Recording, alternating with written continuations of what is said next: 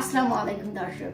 তো আজ আমি আপনাদের সাথে নিয়ে দেখব যে আমার বীজগুলোর কি অবস্থা। আমি এখনো পর্যন্ত চেক করিনি, তবে ইনশাআল্লাহ এইটুকু জানি কিছুটা রুট তো বের হবে। আপনাদের সাথে আজ যে জিনিসটা আমি শেয়ার করতে যাচ্ছি তা হচ্ছে গিমা কলমি। আমরা বাংলাদেশে যারা থাকি তারা অবশ্যই এই শাকটি সম্বন্ধে পরিচিত আছি।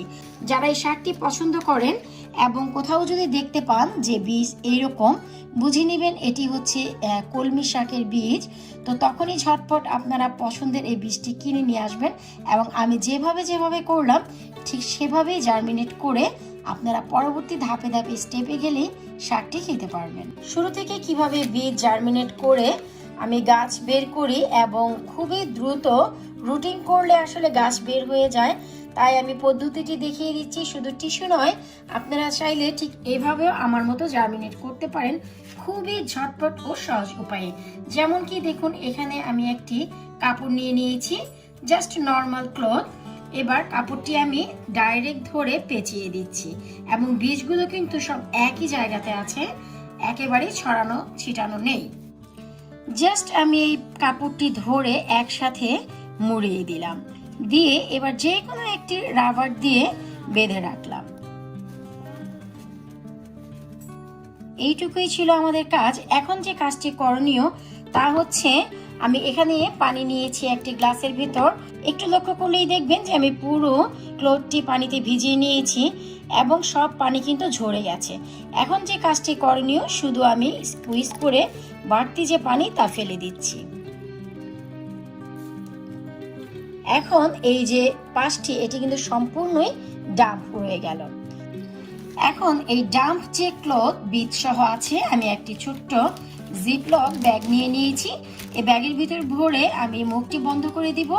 আপনাদের যাদের কাছে এই ধরনের ব্যাগ নেই, নর্মাল প্লাস্টিকের ব্যাগ অথবা প্লাস্টিকের বক্সে ভরে যে কোনো একটি ড্রাই জায়গায় রেখে দিতে পারেন, তবে অবশ্যই জায়গাটি অন্ধকার হতে হবে।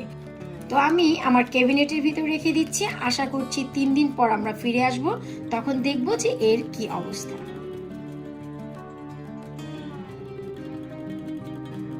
তো চলুন আমরা দেখি যে কি অবস্থা।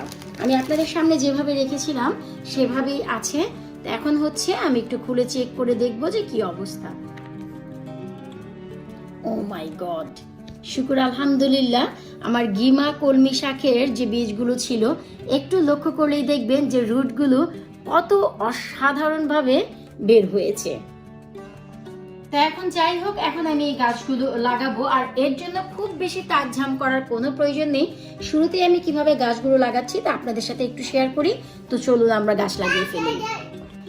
তো এখানে আমি একটি মাটির পট নিয়ে নিয়েছি, খুব বেশি মাটি নিইনি। আর যেহেতু এই ফলনটি আমার এবছর প্রথম, তাই আমি মেইন মাটিতে দিচ্ছি না, ছোট একটি টবেই শুরুতে করব। আর যদি হয় এনাফ খাওয়ার জন্য নিজেরাই খেলাম, হয়তো বা পরের বছর অনেক করে করব। তো এটি হচ্ছে টেস্টিং হিসেবে করছি।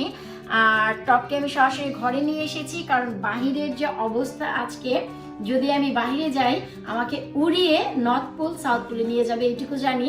এত খারাপ ওয়েদার, এত বেশি বাতাস। তো যাই হোক, আমি টবটি নিয়ে এসেছি সরাসরি ঘরে। এখন তেমন কোনো কাজ নেই, আমি বরাবর যে কাজটি করি এখনো তাই করব। মাটিটি ময়েস্ট কিনা তা আগে চেক করব। তো অবশ্যই মাটি ময়েস্ট আছে, আপনারা একটু লক্ষ্য করলেই দেখতে পারবেন। আপনারা নিচে দেওয়া লিঙ্কটি ক্লিক করতে পারেন, labonykitchen.co.uk। সেই ওয়েবসাইটে আপনারা বাংলাদেশের যে কোনো ধরনের বীজ অনায়াসে পেয়ে যাবেন। আর আরো একটি তথ্য আমি আপনাদের দিব, যে মাটিতে যদি কোনো বীজ দেন তার ফলন ভালো করার জন্য এই যে মাটি, এখানে আমি কম্পোস্ট এবং টপ সয়েল দুটি মিশিয়েছি।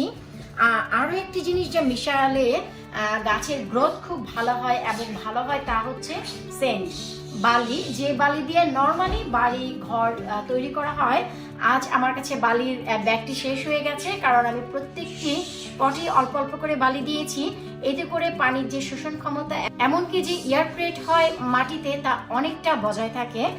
কারণ আমি আমার প্রত্যেকটি টবেই বালি ব্যবহার করেছি। বালিটি দিলে যা হয়, অনেক সময় দেখা যায় যে মাটিতে ন্যাচারাল এয়ার ক্রিয়েট হয়, বালি দেওয়ার কারণে সেই এয়ার ক্রিয়েট অনেক বেশি হয় এবং মাটিটি উর্বর হয়। আর গাছের যে শিকড় রুটগুলো বাড়ে, তা অনেক ভালো তাপ শোষণ করতে পারে। তো আজ আমি বালি দিচ্ছি না, না দিলেও চলবে, দিলে বেস্ট হয় এই আর কি। তো শুরুতেই মাটির যদি কোনো দলা থাকে ভেঙে নিতে হবে, আর আমি শুরুতেই ভেঙে নিয়েছি কারণ কম্পোস্টের সাথে অলরেডি আমি টপসয়েল মিশিয়ে দিয়েছি। আর আপনাদের কাছে যদি শুধু কম্পোস্ট থাকে তাতেও আপনারা গাছটি লাগাতে পারবেন, আর যদি শুধু টপসয়েল থাকে তাও গাছটি লাগাতে পারবেন, কোনো সমস্যা নেই। এবার হচ্ছে এই যে আমার বীজগুলো আছে, বীজগুলো আমি সব হাতে নিয়ে নিচ্ছি, একটু লক্ষ্য করলেই দেখবেন। এবার হচ্ছে সব ছড়িয়ে ছিটিয়ে দেওয়ার পালা।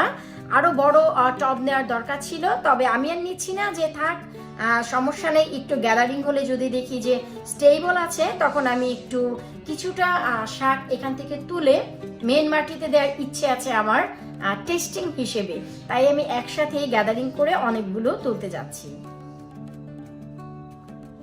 তারপরে হাতের সাহায্যে একটু ছড়িয়ে ছিটিয়ে দিতে হবে।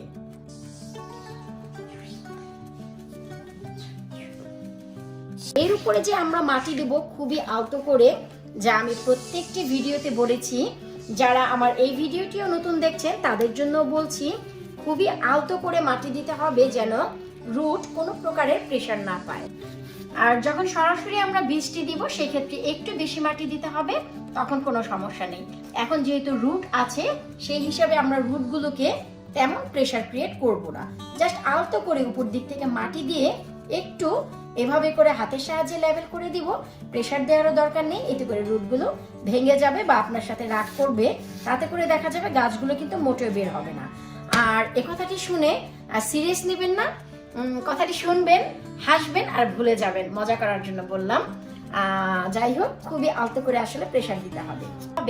আর পানি দেওয়ার জন্য ঢেল ঢেল করে ঢেলে দেওয়া যাবে না, এতে করে ভিতরে যে বীজগুলো আছে একটা আরেকটা গায়ে লেগে যাবে, কারণ পানির ফোর্সে বীজগুলো যখন নষ্ট হয়ে যাবে তখন অনেক বেশি কিন্তু একসাথে দলা পাকিয়ে উঠবে। যেহেতু আমি অনেক বেশি বীজ দিয়েছি, আর যদি পানি প্রেসার দিয়ে দেওয়া হয় তাহলে অনেক বেশি দলা পাকিয়ে উঠবে। ঠিক আমি যেভাবে দিচ্ছি দেখুন, আমি হোমমেড একটি পানির পট তৈরি করে নিয়েছি কত ইজিলি। যে কোনো দুধের গ্যালন বা পানির গ্যালনে আপনারা এভাবে একটু পানি ভরে তার মুখটি একটু ফুটো করে নিলেই শাওয়ারের মতো পানি আপনারা ইউজ করতে পারবেন। আর নিচের মাটিতে যেহেতু ময়েস্ট রয়েছে, উপরের মাটিটি শুধু ভিজিয়ে দেওয়াই হচ্ছে আমাদের কাজ। অনেক বেশি পানি দিয়ে সাগর বানানোর কোনো প্রয়োজন নেই। আসবে আর আমার তো এই রুটগুলো 3 দিনের মাথায় চলে এসেছে, গাছও চলে আসবে 3 থেকে 4 দিন। তবে হ্যাঁ, বেস্ট যে ওয়ে যেটা আমি অলওয়েজ অ্যাপ্লাই করি, আজ আমি আপনাদের সাথে তাও শেয়ার করতে যাচ্ছি। আর তা হচ্ছে নিজের হাতে গড়া একটি গ্রিন হাউস। আমাদের সবার বাসায় কম বেশি এই ধরনের প্লাস্টিক ব্যাগগুলো থাকে, বিন ব্যাগ। তো আমি এই বিন ব্যাগটি নিয়ে কি করলাম, হালকা হাতে একটু পেঁচিয়ে দিচ্ছি। পেঁচিয়ে আমি সম্পূর্ণ মুখটি অন্য পাশ থেকে একটু পেঁচিয়ে বন্ধ করে দিচ্ছি। এতে করে দেখা যায় এই যে ভেতরে এখন আর বাহিরের তাপটি যাবে না।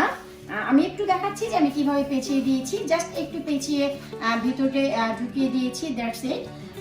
আর এর কারণে এর ভিতরে যে তাপ হবে, এতে গাছটি 3 দিনের জায়গায় 2 দিনে চলে আসবে, এটা আমার গ্যারান্টি। কারণ হচ্ছে আমি প্রত্যেকটি গাছ ঠিক এভাবেই বানাই।